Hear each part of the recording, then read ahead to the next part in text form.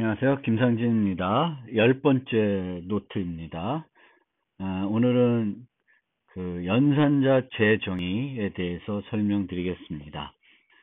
C++는 이제 클래스를 새롭게 정의할 때 그 클래스의 객체들을 연산자를 이용해서 식을 만들 수 있게 했습니다. 그래서 연산자 재정의를 왜 도입했을까? 이제 고민이 좀 되죠. 근데 연산자를 재정의하게 되면 장점은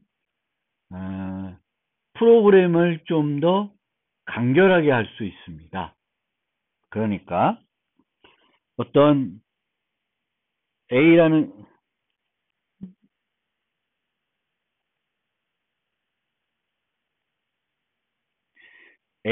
클래스가 있을 때 A의 A, A의 B 두 개의 객체가 있어요. 세 개가 있다고 합시다. C. 그러면 우리가 연산자를 정의할 수 없으면 A 더하기 B 이게 무슨 어떤 수학 관련된 클래스인데 덧셈 하는 그 기능이 필요해요. 그러면 우리가 함수만 정의할 수 있으면 이런 식으로 구현을 할 거예요. C equal A add B 이렇게 하는 건데 연산자를 재정의할 수 있으면 이렇게 안 하고 이렇게 할 수 있습니다. 즉 보다 더 간결하게 프로그래밍 할 수 있습니다. 그런데 이렇게 플러스라는 연산자를 정의할 수 있으니까 간결성은 높여줄 수 있는 이점이 있어요. 더군다나 식이 매우 복잡하면 A add B sub C 뭐 이렇게 복잡한 식을 함수만 이용해서 작성하려고 그러면 되게 길어지고 보기가 이해하기가 어렵습니다. 그러다 보면 하나의 식으로 우리가 간단하게 C는 A 더하기 B 빼기 C 이런 식으로 작성할 수 있는데 이게 복잡하다 보니까 몇 줄로 그 문장들을 쓰게 되는 거죠. 그래서 이렇게 간결하게 할 수 있는 이점은 있습니다. 그런데 문제점도 있어요. 문제점은 뭐냐면 덧셈하고 아무런 상관이 없는 것을 덧셈으로 우리가 구현해 놓을 수 있습니다. 그리고 A 더하기 B 이렇게 불러가지고 이게 A와 B의 결과를 출력하도록 A도 출력하고 B도 출력하는 걸로 프로그램 짜놨다. 그럼 이거는 이해가 안 되는 거죠. 가독성이 전혀 떨어지는 거예요. 그래서 연산자를 재정의할 수 있는데 이 연산자를 재정의할 때는 그 원래 연산자가 가지고 있는 의미, 덧셈이면 덧셈이 가지고 있는 의미에 맞게 사용해야 되는데 전혀 엉뚱하게 쓸 수 있습니다. 이렇게 지금 출력할 때 이렇게 쓰고 있죠. 근데 이 자체도 얘는 원래는 N1에서 시프트하는 이동하는 연산자예요. 근데 이동하는 연산자를 출력할 때 쓰고 있습니다. 그러니까 이게 처음에는 되게 어색하게 느낄 수 있어요. 물론 이것의 방향 때문에 뭐 잘 재정의한 걸로 보일 수도 있지만 어떤 면에서는 이상할 수도 있어요. 이런 것들이 이제 문제가 될 수 있습니다. 그래서 연산자의 재정의 왜 도입했냐? 간결하게 프로그램을 작성할 수 있게 해주기 위해서 도입한 것인데 우리가 남용을 하면은 가독성이 떨어질 수 있다라는 거고요. 이 그 연산자를 재정의할 때는 연산자를 재정의 한다는 것은 함수를 정의하는 거예요. 함수를 정의하는데 사용할 때는 이런 식으로 연산자를 쓰듯이 사용하게 되는 거예요. 그래서 함수를 정의하는 거예요. 근데 함수를 정의할 때 우리가 메소드로 정의할 수도 있고 일반 함수로 정의할 수도 있습니다. 그러니까 연산자를 재정의할 때 메소드로 정의할 수도 있고, 메소드라는 건 A 클래스에 있는 어떤 메소드로 정의할 수도 있고, A 클래스와는 상관없이 독립적으로 존재하는 함수로도 재정의를 할 수 있습니다. 덧셈 연산자들요, 또는 다른 연산자들을. 그래서 이제 두 가지 종류가 있으니까 두 가지 방법을 다 설명드리겠습니다. 그리고 일반 함수로 정의할 때는 친구 함수, 친구 클래스라는 개념이 나옵니다. 그래서 그것도 같이 설명드리겠습니다. 그리고 이 연산자의 재정의를 이제 실제 해보면서 익혀야 되겠죠. 그런 실습을 위해서 우리가 살펴보는 게 모듈러 어리매틱이라는 거하고 문자열 두 가지를 살펴보겠고요. 여러분들이 숙제로 fraction이라는 거를 좀 해보시면 좋을 것 같습니다. 이거는 분수. 그래서 모듈러 어리매틱은 A 더하기 B 해서 결과를 취하는 게 아니라 요거에다가 모듈러 N 나머지를 취하는 그런 연산이 되겠습니다. 실제 정수론이라는 수학 분야에서 많이 쓰이고요. 이 모듈러 어리매틱은 또 이것과 관련해서 이제 정보보호 암호 기술에서도 이 모듈러 어리매틱이 많이 쓰입니다. 그리고 이제 이 K-스트링을 정의하다 보면 이제 이퀄의 연산자를 재정의해야 되는데 얘를 정의하다 보면 copy constructor 말고 move constructor라는 개념이 있습니다. 그리고 move assignment라는 개념이 있기 때문에 요거에 대해서도 설명드리겠습니다. 자, 그러면 하나씩 살펴보기로 하겠습니다. 자, 모듈러 어리매틱 그것에 대해서 살펴보겠습니다. 모드 P 덧셈군이 되겠습니다. 그러니까 덧셈 연산만 제공하겠습니다. 그러면 모듈러 P에서 P는 소수예요. 그래서 우리가 소수를 하나 선택을 하고요. 소수를 선택을 하고 어떤 수를 유지하게 됩니다. 그러면 모듈러 7 그러면 우리가 다른 말로 수학에서는 법 7에서 우리가 연산하겠다 라고 하면은 P가 7이 됩니다. 그러면 additive group 덧셈군이면 여기에 있는 집합에 있는 원소들은 0, 1, 2, 3, 4, 5, 6 이렇게 7개의 원소로 구성이 됩니다.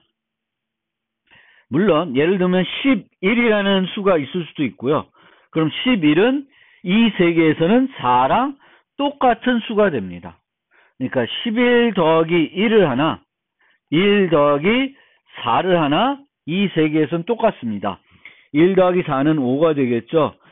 11 더하기 1은 12가 되는데 이걸 모듈러 7 하면 5가 됩니다.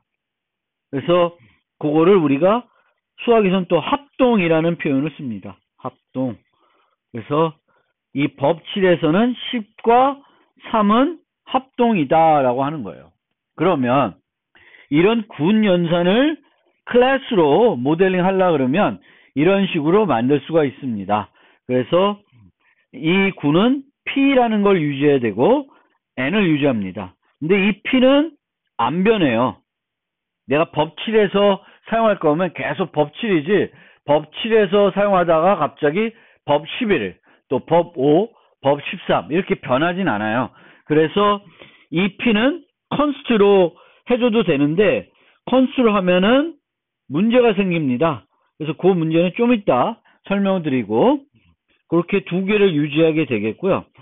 생성자에서는 P를 받고 N을 받는데 이 n을 그냥 유지하는 게 아니라 11, 뭐 13 이런 값이 들어오면 10에 13을 유지하는 게 아니라 법 7이면 11의 경우에는 4, 13의 경우에는 6을 유지하게 되겠습니다.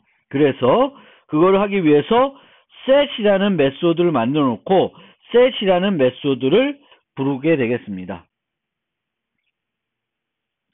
자, 물론 이 p는 소수여야 되는데 뭐 그것까지는 검사를 하진 않겠습니다. 그래서 set n은 되는데 여기에 보시면 요것만 해도 될 것 같은데 요 위에 여기 좀 복잡한 것이 있습니다. 그것은 마이너스 1, 뭐 마이너스 11 이런 값을 처리하기 위해서 그렇습니다. 그래서 우리가 1 빼기 마이너스 1은 이 세계에서는 6하고 같습니다. 그래서 1 더하기 6은 0이 되고요. 1 빼기 1도 0이 됩니다. 그래서 1에 대한 덧셈의 여권은 6이 돼요. 그러니까 마이너스 1이면 여기다가 법을 더해주면 돼요. 그럼 6이 됩니다. 마이너스 11이면 더하기 7, 마이너스 4죠. 또다시 7하면 3이 돼요. 그래서 마이너스 11은 3하고 같은 값이 됩니다. 그래서 그걸 하기 위해서 하는 것이 요 방법이다. 그래서 마이너스 7을 나눠주게 되면 마이너스 1이 나오고요. 마이너스 1에다가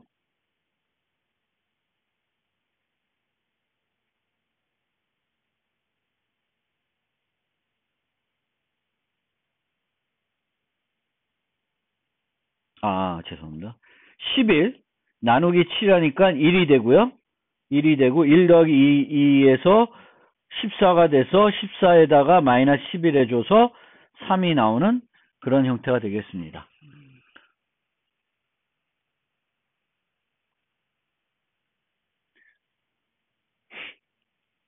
그래서 어쨌든 이렇게 세팅을 하고요. 이제 중요한 게 이거죠. 덧셈 연산을 만들겠습니다. 덧셈.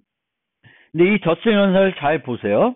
그러면 우리가 이 덧셈에서 1 더하기 9 하면 결과가 10이 되는데 이 1이라는 값하고 9라는 값은 변하지 않습니다. 그쵸? 그 자체가 변하지 않아요. 우리가 A 더하기 B를 해도 새로운 이거의 결과값은 나오지만 A 자체나 B 자체가 변하지 않습니다. 따라서 이 add라는 연산은 A 더하기 B는 A add B 하게 되는데 A와 B를 더하는데 A가 변하면 안 되는 거예요. B도 변하면 안 돼요.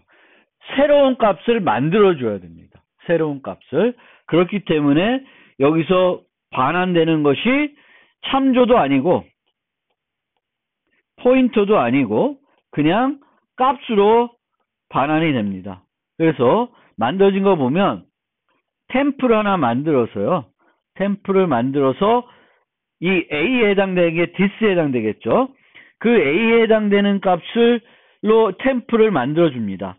그 다음에 템플에다가 B를 더해서 새로운 값을 더한 결과값을 만들어내고 그 값을 반환하고 있습니다.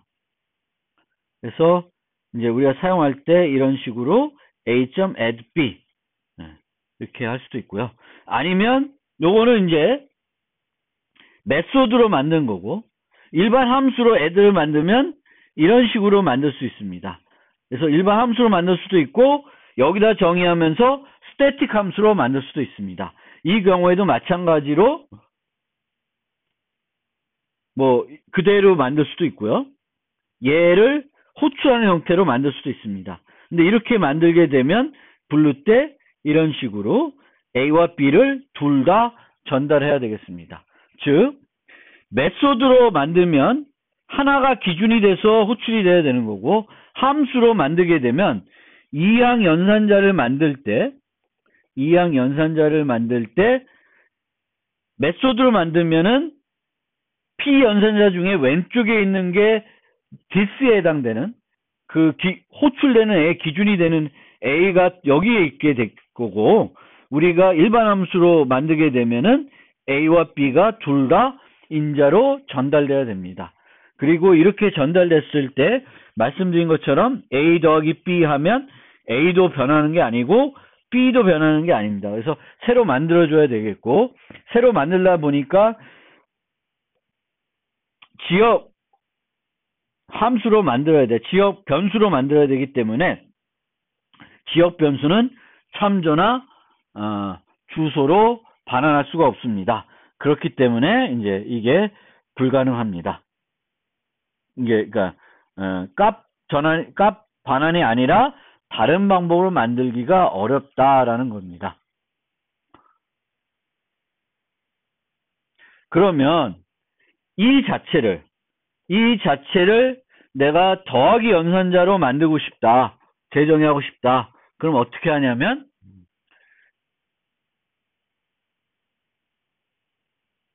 똑같은 형태예요. 앞에 보면 add가 있죠. add라는 이름을 썼는데 add라는 이름 대신에 함수 이름을, 메소드 이름을 뭘로 하면 되냐면 operator 플러스로 하면 돼요. 그러니까 내가 연산자를 재정해야 할 때는 함수 이름을 항상 operator라는 키워드를 쓰고 그 다음에 여기다가 내가 재정의하고 싶은 연산자를 쓰면 됩니다. 그리고 여기다가 이제 인자를 써주면 돼요. 그럼 이렇게 만든 거는 2항 연산자가 됩니다. 2항 연산자를 재정의하는 형태가 돼요. 그래서 요 A 더하기 B라는 건 실제 어떻게 부르냐면 A 점 operator 플러스 B가 되는 거예요. 근데 요 operator 플러스 B 대신에 이렇게 우리는 쓰는 거고 컴파일러는 이렇게 바꿔서 처리해 준다고 생각하시면 돼요. 그러면은 이제 그 템플을 this로 만들고 복사해서 만들고 요걸 만들게 됩니다. 그래서 이렇게 하는 것이 연산자 재정의입니다. 그리고 보시면은 요 내부 내용은 이 add를 만들 때나 operator 플러스를 재정의할 때나 차이는 없습니다. 즉 우리가 어떤 연산자를 재정의하고 싶으면 그 연산자를 함수로 만들듯이 만들어 놓고 나서 이름만 이렇게 바꾸면 되는 것이다. 그렇게 이해하시면 됩니다. 그러면 여러분들이 이항 연산자들은 이렇게 만들면 된다고 알 수 있는데 그러면 단항 연산자들은 어떻게 만드는지 이런 것들이 이제 궁금해하고 그것들만 해결되면은 이제 연산자들을 재정의하는 게 별로 어려움은 없습니다. 물론 특수한 연산자들이 있어요. 그 연산자들은 이제 조금 방법들을 알아야 됩니다. 예를 들면 이런 배열색인 연산자라든지 뭐 함수 호출 연산자라든지 아주 특이한 연산자들, 이런 산수 연산자 말고 또는 비교 연산자들 말고 이런 특수한 연산자들은 좀 구현할 때 내부적으로 좀 신경 써줘야 될 부분들이 있기 때문에 그런 거를 익혀놓으면 내가 이제 필요할 때 필요한 연산자들을 내 클래스에 재정의해서 사용하실 수가 있습니다. 연산자를 재정의한 이유는 앞서 설명드렸어요. 근데 만약 연산자를 재정의하는 거 잘 못하겠다. 그럼 함수를 구현해서 사용하시면 돼요. 그리고 이렇게 재정의하는 거를 도입한 이유는 그 만든 사람의 철학이 잘 보이는데 두 가지 이유가 있는 것 같긴 해요. 있어 보이는 측면이 있고요. 편리성, 즉 간결성을 높여준다. 코드 작성의 간결성을 높여준다. 하지만 문제점으로는 가독성이 저하될 수 있습니다. 왜 어떨 때 저하돼요? 원래 연산자와 전혀 다른 의미로 사용할 경우 플러스 연산자를 정의하는데 덧셈이라는 개념하고는 아무런 상관이 없는 용도로 연산자를 재정해서 쓰면은 그 가독성이 상당히 저하됩니다. 그래서 여러분들도 그렇게 사용하시면 안 되겠습니다. 그래서 연산자 재정의와 관련된 문법과 팁을 간단히 먼저 소개하고 예를 통해서 차례차례 살펴보겠습니다. C++는 새 연산자를 정의할 수는 없습니다. 그러니까 클래스를 만들면서 원래 없던 새로운 연산자를 내가 만들겠다. 뭐 별표 2개를 만들겠다. 안 돼요. 안 돼요. 새 연산자를 정의할 수는 없어요. 기존 연산자를 그런데 각 클래스마다 재정의할 수 있는데 없는 연산자가 있습니다. 점 연산자. 이거 A.B 할 때 쓰는 그 점 연산자는 안 돼요. 그리고 얘도 안 돼요. 사망 연산자 안 되고 size of도 안 되고 type id라는 것도 안 됩니다. 그래서 이런 보통 웬만하면 안 될 것 같은 건 안 돼요. 근데 이제 뭐 함수 호출이나 이런 배열 색인이라든지 이런 거나 D참조 이런 포인터를 이렇게 하는 것도 다 돼요. 그러니까 또 안 될 것 같은 것 중에서도 되는 것도 있다라는 걸 보시면 되겠고요. 이항 연산자의 경우에는 이항 연산자 즉 A 더하기 B 같은 경우에는 우리가 이렇게 수식을 쓰는 거는 인픽스 노테이션이라 그래요. 근데 우리가 이 연산자를 재정의하는 것은 이런 노테이션을 이렇게 프리픽스 노테이션으로 바꾼 걸로 보시면 되겠습니다. 와 같은 함수 형태로 표현할 수 있으며 연산자를 재정의하는 것은 이런 형태로 연산자를 만드는 것입니다. 그런데 이제 이 x는 우리가 이제 메소드로 정의하게 되면 이렇게 되는 거죠. 오퍼레이터 플러스 7. 연산자를 재정의할 때는 기존 연산자와 논리적 의미가 같도록 하는 것이 바람직하다. 이건 팁입니다. 아까 가독성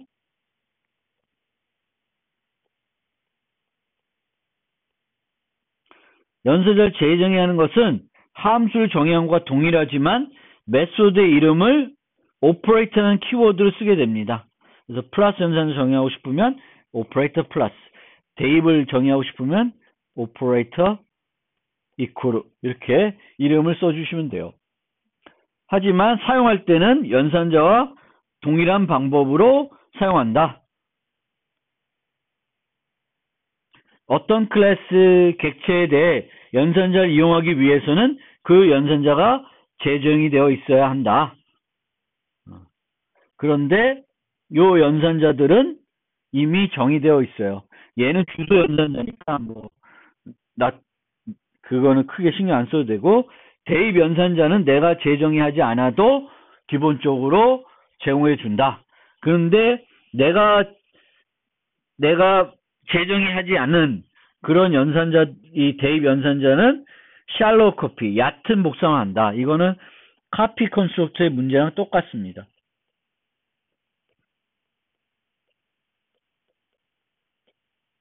복사 생성자 문제랑 똑같습니다. 그러니까 멤버들 중에 포인터 멤버나 참조 멤버가 있으면 시스템에서 기본적으로 제공하는 복사 생성자나 대입 연산자를 사용하지 않고 재정의해서 사용해야 됩니다.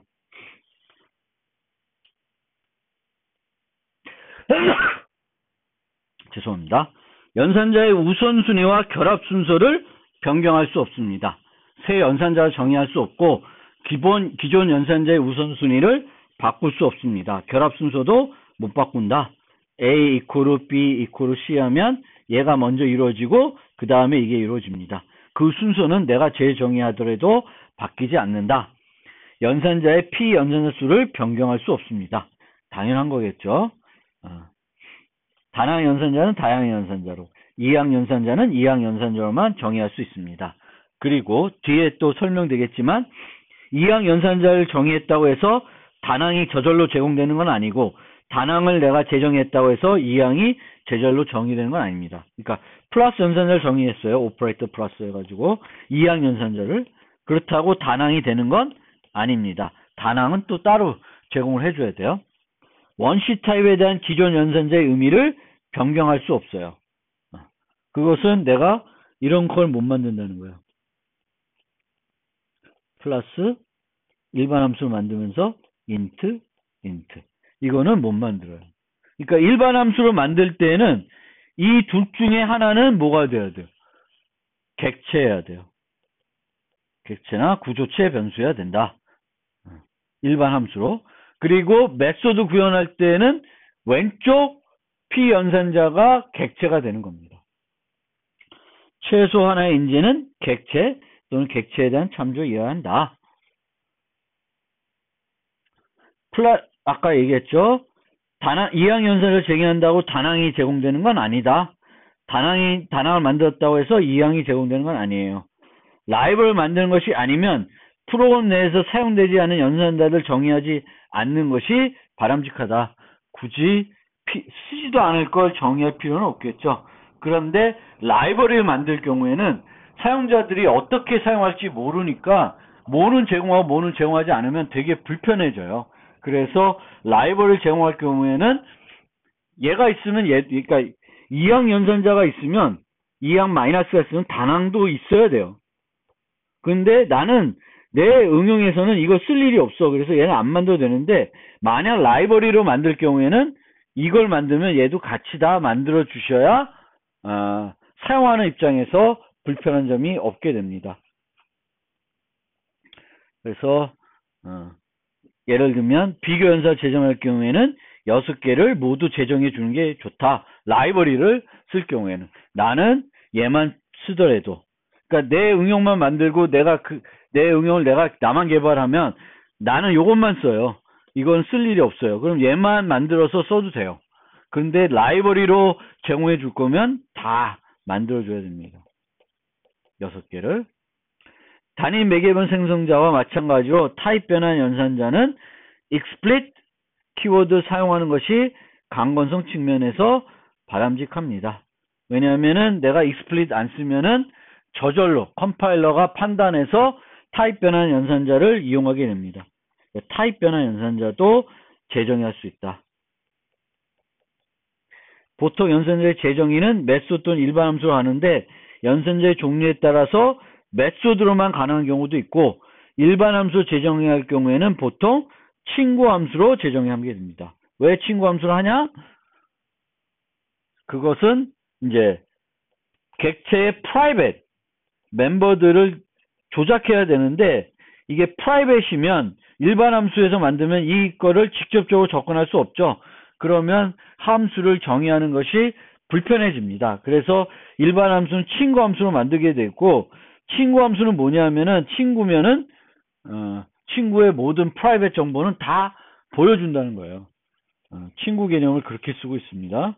그래서 친구는 좋은 거예요. 그래서 그렇게 사용되고 있으니까 나중에 친구 함수를 설명드리겠습니다.